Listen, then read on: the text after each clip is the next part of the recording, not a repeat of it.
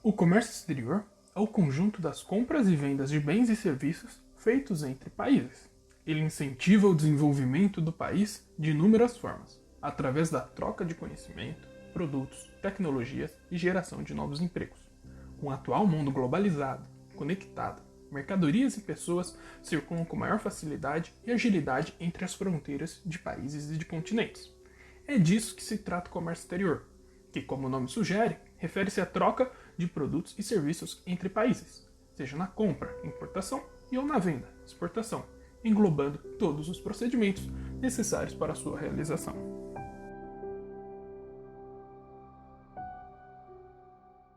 Bem-vindos a mais um episódio do Sua Visão no Exterior, o podcast da Samérica Trade, que veio para simplificar os assuntos do comércio exterior. Eu sou o Luiz Paulo, seu apresentador, e estou aqui com Tatiana Reis e Rafael Esteves. E hoje voltamos com a nossa escalação titular para falar um pouco dos conceitos básicos do comércio exterior.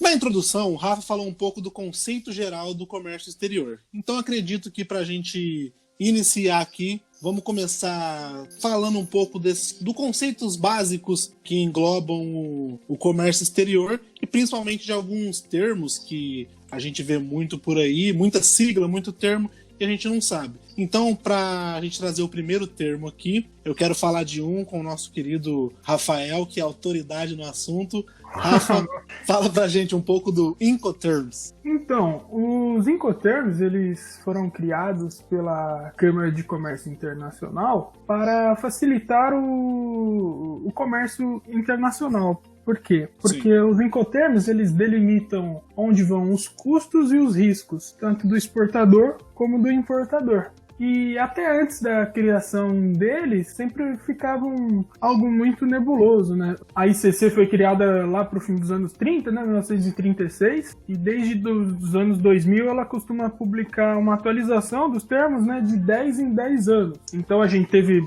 o 2000, o 2010, e o mais recente que foi lançado no fim do ano passado, o 2020. E qual que é a finalidade das atualizações, Rafa? Então, com o passar dos tempos, as tecnologias mudam, mais coisas entram para o jogo do comércio exterior, né? Entendi. E questões que não eram problemas no passado passam a ser agora, porque são fatos novos, né? Ou então eles atualizam o termo, eles deixam a mesma nomenclatura, só que eles modificam, por exemplo, a responsabilidade num certo ponto, ou então o custo em outro ponto. Por exemplo, o CIP foi atualizado nesse última atualização do 2020 para que tenha uma cobertura diferenciada do CIF, né? Agora, eles têm coberturas diferentes do tipo de seguro. Olá, eu sou o Adolfo. Vocês ainda não me conhecem, mas vão passar a conhecer agora. Eu vou falar de alguns pontos que ficaram vagos nesse podcast. CIP. O vendedor paga por transporte e pelo seguro até o ponto do destino indicado, mas o risco é transferido quando as mercadorias são entregues ao primeiro transportador. Já o CPT é um Incoterm onde o vendedor é responsável por organizar o transporte para o local indicado, mas não de segurar as mercadorias até o local indicado. Quando as entregas das mercadorias ocorrem, o risco de transferência do vendedor passa para o comprador, no ponto em que suas mercadorias são levadas para uma transportadora. Os Incoterms, eles estão aí para facilitar o comércio exterior. Eles têm esse papel e tem ajudado e muito, porque desde que foi criado, o comércio exterior só vem crescendo, né? E é uma ferramenta que se usa, é obrigatório até hoje em dia. Nunca se vende internacionalmente sem você dar o Incoterm. Os preços são baseados em Incoterms, os valores dos fretes são baseados em Incoterms. É uma das coisas mais importantes e que pouquíssimas empresas que estão envolvidas no meio, assim, digo, claro, que não são focadas somente em comércio exterior, tem uma noção clara disso, do que é o Incoterm. E isso ajudaria muito caso elas compreendessem, porque elas poderiam trabalhar de uma maneira diferente os preços delas, da maneira que ela vende o produto, como ela consegue ter uma vantagem em um certo ponto ou em outro. E normalmente o que se vê as vendas só são ex-work ou FOB. Não variam muito disso, assim, no âmbito geral.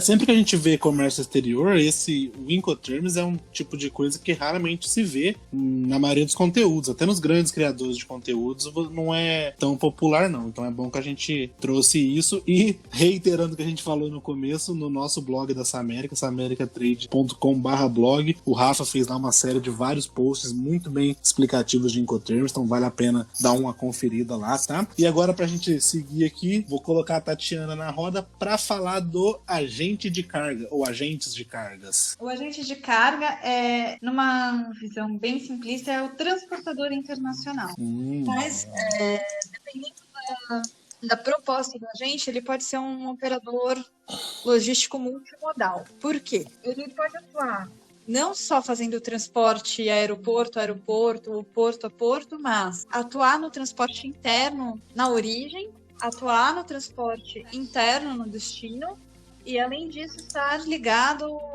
ao desembaraço aduaneiro também. Geralmente, existe uma parceria entre agente de carga e despachante, mas eles também podem atuar nessa parte, dependendo da companhia.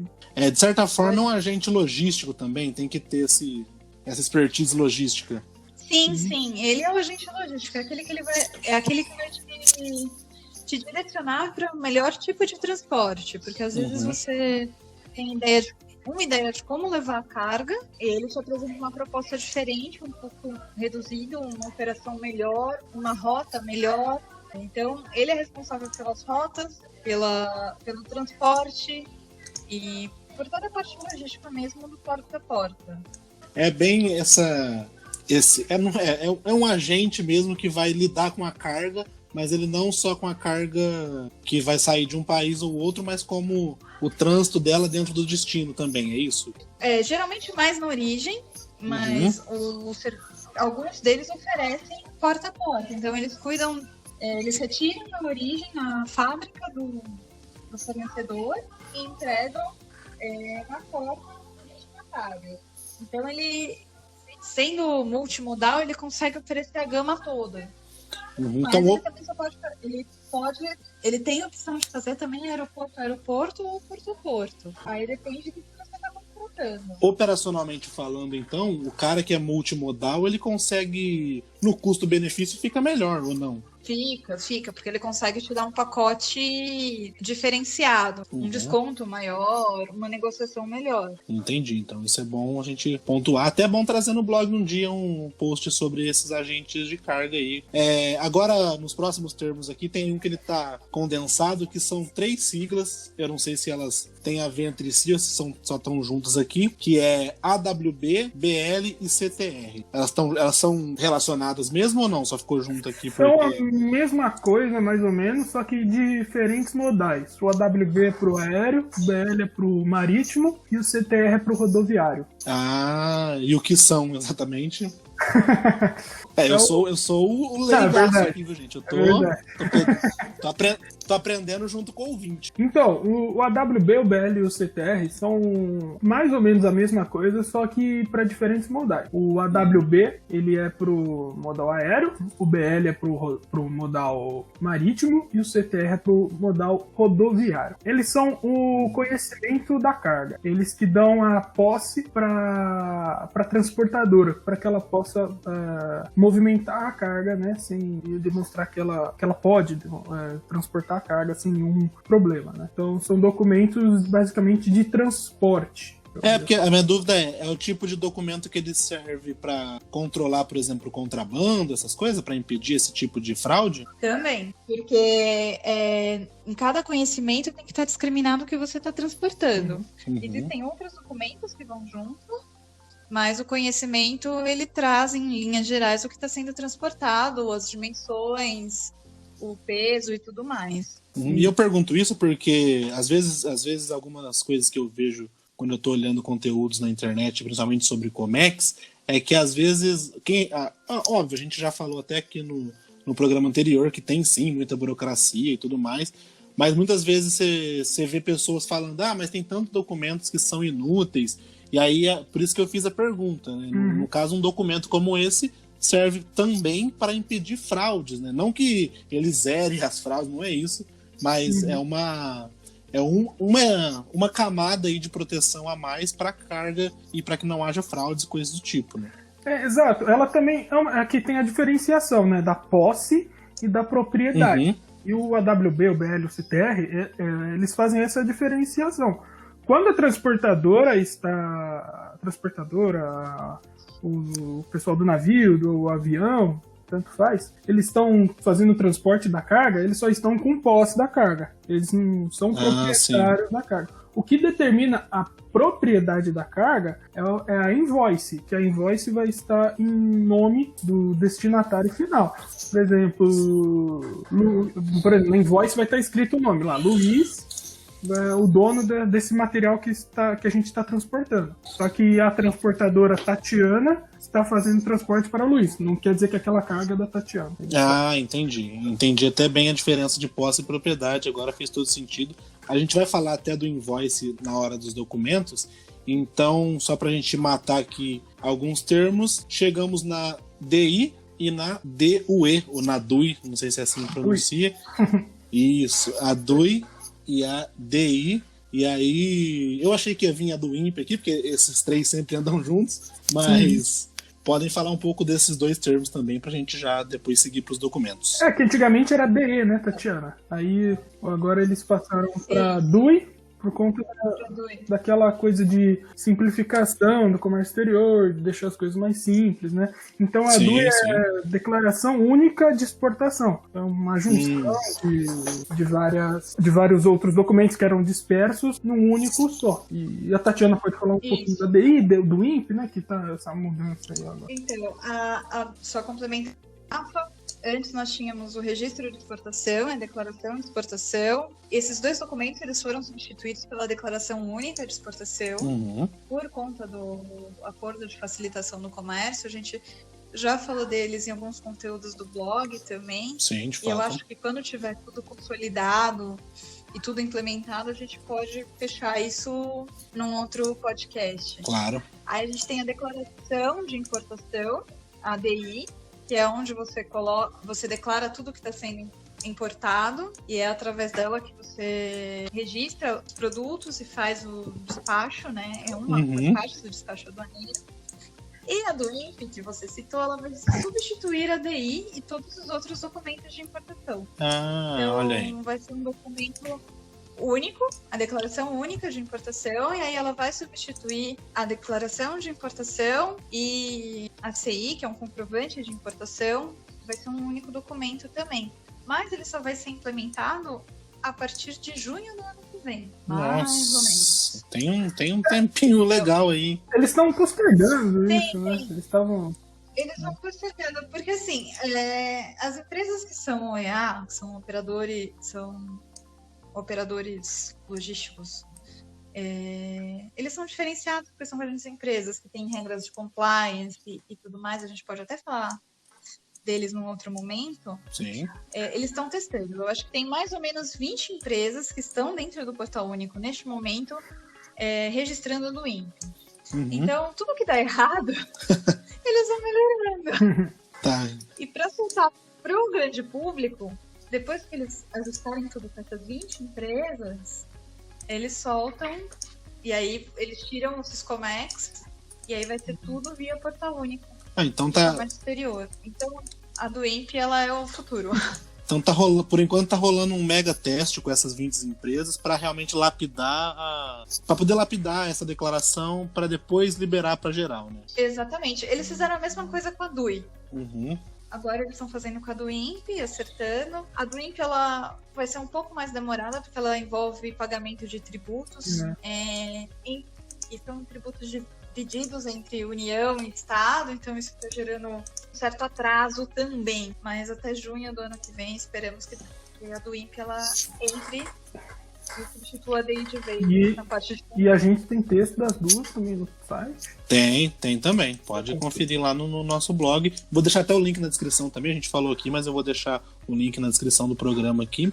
E só para complementar, pra gente matar esse assunto, normalmente siglas são coisas que assustam muito as pessoas, porque elas não sabem nem o que significam as siglas e nem depois do que se trata. Mas, por exemplo, declaração única de exportação, se você simplesmente pegar as palavras, eu acredito que é uma declaração do que você vai exportar. E para importação é a mesma coisa. E é uma declaração mesmo, né? É você discriminar o que está acontecendo. Não é, sabe, não é um contrato, não precisa ter uma linguagem especial.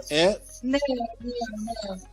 Geralmente quem registra essa declaração é o despachante, e ele vai fazer isso de posse de outros documentos, mas basicamente o que é essa declaração? É a quantidade, a descrição e o preço do que está sendo importado ou exportado. Uhum. Mas quem está importando, exportando, como foi transportado, o Incoterm. Então tem uma série de informações que você vai preenchendo, mas todas elas relacionadas à operação que você está realizando e declarando os produtos mesmo. Eu tô trazendo 50 canetas a 1,50, eu tô trazendo 20 lápis, 20 lápis vermelho a 50 centavos, 20 lápis azuis a 30 centavos e assim por diante. Você é tipo uma lista e as condições em que você tá trazendo essa lista de produtos. Porque às vezes assusta, né, as pessoas. Mas como que eu vou fazer? E, na verdade, se você pensa, não é nada tão complexo assim. É realmente ter os documentos, né, como você mencionou, e saber exatamente o que você quer ou exportar ou importar, né? Saber, assim, ter acertado todas as condições e ter, assim, uma boa descrição e discriminar tudo corretamente. Sim. Aí entra a classificação fiscal também, que a gente pode conversar num outro momento, que eu acho que ela não tá. Classificação fiscal é um termo que não tá na nossa listinha, mas eu vou...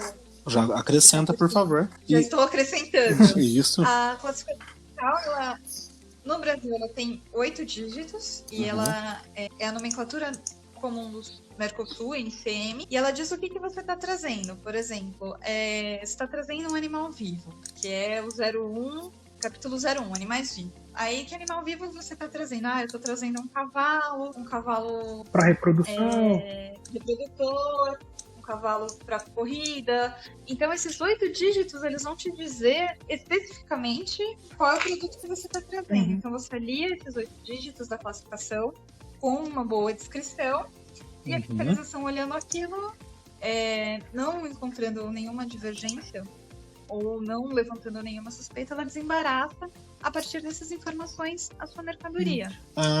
Então deixa eu tentar ver se eu entendi. Então, novamente, né, pra gente falar sobre para que servem esses documentos, é justamente para isso, para confirmar que você tá trazendo aquilo que você falou que está trazendo. Exatamente. A classificação fiscal é um campo da DUI ou da DUIMP. Ela vai dizer o que você está trazendo e ela é complementada pela descrição que você colocar do seu produto.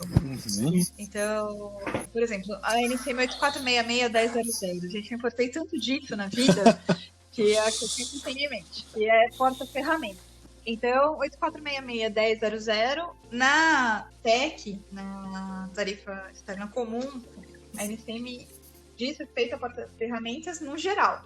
Aí você tem a torre porta-ferramenta, que é onde você coloca as ferramentas e o porta-ferramenta. Então, você tem lá a torre, ela entra nessa descrição. Você tem os portas-ferramentas também, menorzinhos, e aí cada um tem uma especificação. Então, você vai colocar na classificação geral, mas aí na descrição você especifica o que é cada um, assim. Medida, características únicas de cada produto. Bom, e já que a gente está falando aqui de descrição e de listas, a gente pode entrar agora na parte dos documentos, e falando o primeiro é a Packing List, ou o Packing List. Quem se prontifica a nos dar mais informações sobre? O correto seria chamar a packing list, mas o pessoal chama de o packing list, né? Eu já joguei os dois artigos porque eu nunca sei. que é de fato uma lista, né? O packing list não era obrigatório, né?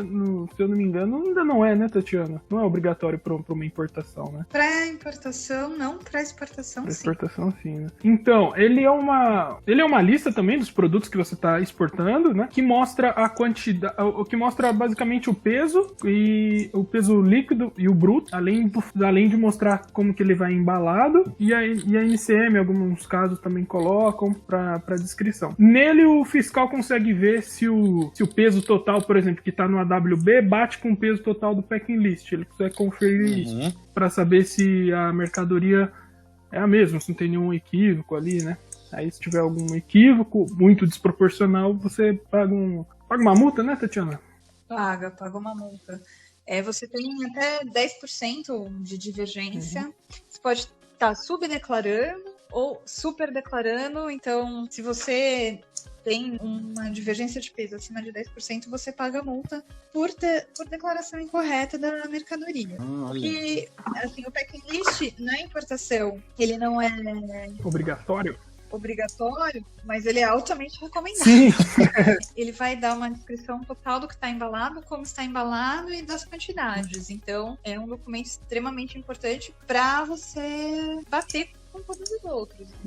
E o fiscal, ele vai verificar realmente o que você o que está declarado no WB se confere com o que está ali. Normalmente, quando a gente faz, a gente põe o part number, né? A quantidade, a descrição e o peso dele, peso líquido. E as dimensões. E embaixo, logo abaixo, as dimensões. Parecido com um despacho de mala em aeroporto, né? Óbvio, com uma dimensão completamente diferente, mas é ali. Se você colocar acima da carga ou alguma coisa, tem multa também. Só pra tentar fazer um paralelo pra entender mais fácil, eu acredito que é tipo isso, né? Sim. Ele tem que bater com o que você pôs antes. Não é que você tá trazendo muito peso que você vai ser multado, coisa assim. Mas só você tem que... Isso. Você não pode querer fazer dar uma despertão e... Não pode dar um migué ali, né? Você não pode dar Isso, boa. O termo correto é esse. Você não pode querer dar técnico, uma migué. Isso. É migué. Você não pode querer dar uma migué. Não. Tem que o peso tem que estar coerente com aquilo que você está trazendo. Então, essa é uma lista que até agiliza muito a fiscalização, né? Porque o fiscal bate o olho ali, vê se aquilo está condizente e aprova, ou não, né? A mercadoria de entrar no país. E agora ficou bem claro para mim, deu para entender, principalmente por esse termo técnico aí do Miguel, que eu conheço bastante.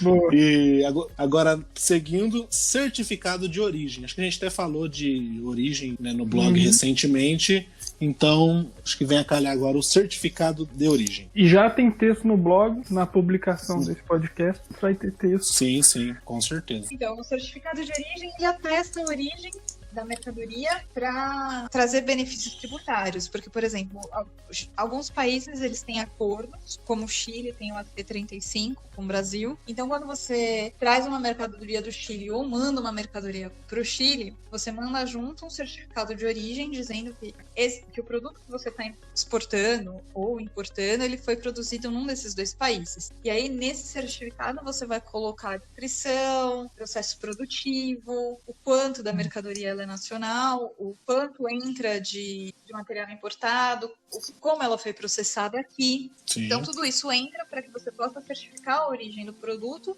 e ter uma redução tributária no destino. Então, geralmente, você zera o imposto de importação ou você reduz para uma tarifa muito mais competitiva. Então ele é basicamente para criar essa competitividade maior no preço final da exportação ou da importação, né? Sim. E ele é feito para alguns países com os quais o Brasil tem acordos de preferência tributária. Então, você trazendo ou exportando alguma coisa para esses países que possuem os acordos, você vai ter uma tarifa melhor e mais competitiva em relação aos outros países. Os países do Mercosul, né, por exemplo, a gente não paga também imposto de importação para eles. Argentina, Uruguai, Paraguai, a gente não tem imposto de importação. Isso é uma boa vantagem. É uma boa vantagem. E para esses países é obrigatório o certificado de origem exatamente para isso, para que você não. Para que ninguém dê outro migué. É o termo do programa. Atrás da China. Né? Miguel vai ser o tema do programa. Mas para que ninguém dê um outro migué e traga alguma coisa da China, o exporte para um dos países do Mercosul e tenha uma preferência tributária em relação a isso. Isso é exatamente para fomentar as indústrias desses países nos quais existem esses acordos. Claro, faz todo sentido. Porque o certificado de origem ele precisa ter uma porcentagem máxima de produtos estrangeiros. Ele pode conter produto estrangeiro, mas ele tem uma porcentagem máxima. É 40%? Não. É isso? 40%? Mais ou menos 40%. Tudo depende do produto e do acordo. Aí vai variar um pouquinho. A gente não pode afirmar que seja 40% para todo mundo. Mas tá sempre por aí, né? Tudo no comércio exterior tem que ser revisto e pesquisado de acordo com a operação, porque é uma área muito dinâmica, em que a legislação muda rapidamente. Eu não sei se está diretamente relacionado, mas aqui na sequência a gente tem análise e análise origem. São dois documentos diferentes. Geralmente eles são usados para Anvisa e Ministério da Agricultura. O de análise para Anvisa ele é pedido por um laboratório e cada produto, por exemplo, o alimento, são feitos testes para verificar se o alimento está dentro dos padrões para ser consumido aqui no Brasil, padrões que a Anvisa determina. Então, cada importação que você traz junto um certificado de análise e tem que conter lote, descrição, data de fabricação e data de vencimento de cada produto que você está trazendo, para você poder rastrear o produto mesmo. Sim. Então, o certificado de análise é basicamente isso, para produtos que exigem uma autorização da Anvisa para ser liberado. É uma questão de segurança sanitária mesmo, né? Exatamente. O certificado de análise e origem, ele é para bebidas. E aí ele é um mix dos dois. Ele vai dizer da onde que a bebida está vindo, para você também poder rastrear. Sim. Então, a parte de origem, ela traz toda essa parte de quem produziu a bebida e de onde ela está vindo. E a parte da análise também, para verificar se o que está sendo importado se está de acordo com os padrões sanitários também. Correto. Deu para entender muito bem. E agora os nossos dois últimos documentos aqui da nossa lista de hoje, que são o Invoice e o Proforma Invoice, que a gente até passou por cima antes, mas agora a gente vai explicar melhor esses dois. Então, a Proforma Invoice, até como o nome sugere, Proforma, né? Quer dizer que é algo que não é algo oficial ainda, é um documento que as empresas que pretendem exportar, mandam para os seus clientes a fim de... É como se fosse pode chamar de um orçamento, Tatiana? Como se fosse quanto... Pode chamar de um orçamento. Eles mandam com todas as características e toda a negociação da carga. Então, ali você... É um documento para negociação mesmo. Para tudo que você está comprando, em que termos você está comprando, condições de pagamento. Basicamente isso. Ele também tem uma descrição dos produtos, aí normalmente aparece o part number, né? A quantidade, a descrição e o valor unitário do item. E o Incoterm. Isso, além do Incoterm, na parte de cima ali. Normalmente parece um cabeçalho. O Proforma Invoice, ele é um documento que ele tem alguma, digamos assim, obrigatoriedade federal ou não? Ele é mais uma forma de ajustar ali tudo, de ter tudo bem discriminado? Não, ele só é de negociação mesmo. Se você chegar, por exemplo, na alfândega e mostrar o Proforma, não serve de nada. Não serve de nada. Você tem que ter a invoice. Porque na invoice, ela vai estar assinada e carimbada, normalmente, pelo exportador, que está certificando que aquela mercadoria foi vendida, paga, né? Ou então será paga depois, conforme o payment combinado. Isso, conforme combinado, para aquela determinada pessoa. E na Proforma, não necessariamente ela vem assinada e carimbada, o que não constata. Né? Claro. Ela só é um documento obrigatório se você tiver um pagamento antecipado e ela é um documento obrigatório só para o câmbio. Porque aí você tem que apresentar para o banco. Por exemplo, eu vou adiantar 30% do pagamento para o fornecedor começar a produzir. Aí você tem que mandar uma proforma para o banco dizendo, olha, estou pagando 30%, o valor é este e a mercadoria que eu estou pagando é essa. Ela só é um documento obrigatório para o banco Correto. em caso de pagamento antecipado. Correto. Agora fez todo o sentido. E a gente falou de alguns termos e de alguns... Pode falar, Rafa. E só para fechar a proforma, na proforma também vai ter as informações bancárias de quem vai receber esse dinheiro, né? O banco do beneficiário, todas as informações bancárias, IBAN, SWIFT e tudo mais. Que essa parte não vai estar na invoice. Na invoice, ela é um espelho da proforma final, da negociação final. E o que ela vai trazer? A pessoa que está sendo cobrada, que vai pagar a mercadoria, a pessoa que está exportando, geralmente é a que emite a invoice, e a pessoa que vai ter a propriedade é a pessoa destinatária da invoice, ou send to, bill to, Consign. enfim, consignee. Então, vão contar essas 3 pessoas, ou 2 pessoas, se a pessoa que paga e recebe for a mesma. Sim. E ela que dá a propriedade da carga. Nela vai ter que constar o Incoterms, que é a negociação, o que você está trazendo, como ela está sendo transportada, se é marítimo, se é aéreo, quantidades. Na verdade, ela é um espelho de todos os outros documentos também. Uhum. Você traz inscrição, preço, negociação, que é o Incoterms, forma de pagamento.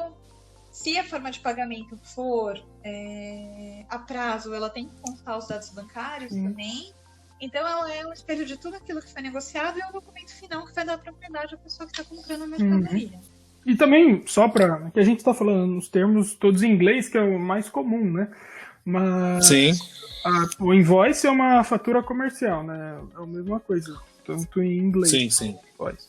Até no conteúdo que a gente fez recentemente, né, das diferenças da importação e da exportação e algumas coisas, algumas dicas que a gente colocou no conteúdo que está lá no blog, a gente falou sobre isso. Quando a gente está falando de comércio exterior, a gente está falando de transação entre países. Então, assim, o inglês ele não é nem obrigatório, ele sem ele você não faz nada. Né? Sine qua non. Então, sine qua non, belo uso de palavra. Então, é por isso que a gente até trouxe esse programa para falar dos termos. Muitos são termos em inglês mesmo.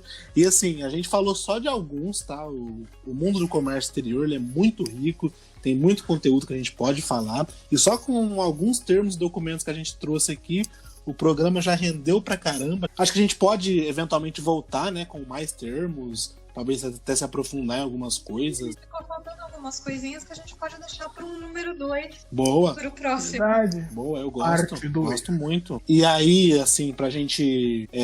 rendeu muito, tem muita coisa, e por isso que eu reforço o convite novamente de visitar o nosso blog, samericatrade.com/blog, links na descrição também, porque lá a gente solta conteúdo toda semana e você consegue expandir bastante lá. E só pra gente fechar agora, gostaria de ouvir as considerações finais do nosso time titular que voltou hoje, depois de 2 programas fora. Rafa, Tati, por favor. Ladies first. Bom, estudem, né? Assim, Boa. Eu acho que para qualquer operação de comércio exterior a gente tem que estudar. E esses termos são os termos básicos, são os termos que você vai começar qualquer negociação, que é aquilo que você vai exigir do seu exportador ou que a sua alfândega vai exigir de você.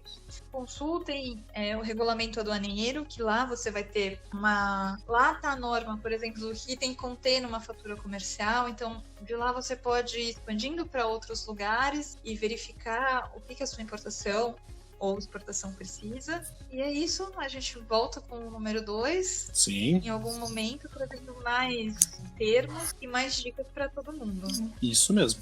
Entrem no nosso site, né? Entrem no nosso blog, escutem nossos outros podcasts. A gente fez um com o meu professor, Roberto, um professor de finanças. Também tá bem legal. Sensacional. Ficou bem legal, né, Luiz? O Luiz gostou também do podcast. Sim, ficou muito bom. Como diria o Silvio Santos, minha filha viu e gostou. Isso. Eu não vi, mas minha filha falou que tá show. E claro, tem algumas coisas aqui que a gente ficou meio superficial, mas no blog tem muito mais aprofundado, por exemplo, os Incoterms, tem explicando de cabo a rabo todos os tipos, os que são exclusivos para marítimo, os que são exclusivos para delivery, né, para entrega até o destino, e tudo mais, e os que são para toda a obra, que é o nome do texto lá. Então, isso mesmo. Acessem nosso site e curtam o nosso conteúdo. Muito obrigado. Muito obrigado, Rafa. Muito obrigado, Tati. Muito obrigado você que ouviu até aqui, que acompanhou. Não deixe de checar também as redes sociais dessa América Trade. Também tem bastante conteúdo legal lá. E se você estiver ouvindo isso no seu agregador de podcast, siga aí o perfil dessa América Trade também, que toda semana a gente tá lançando podcast. Se não toda semana, de 15 em 15 dias, né, galera? Mas estamos fazendo o possível para manter um conteúdo para ajudar você e para desmistificar um pouco do comércio exterior. Nos vemos no próximo programa. Tchau, tchau. Tchau.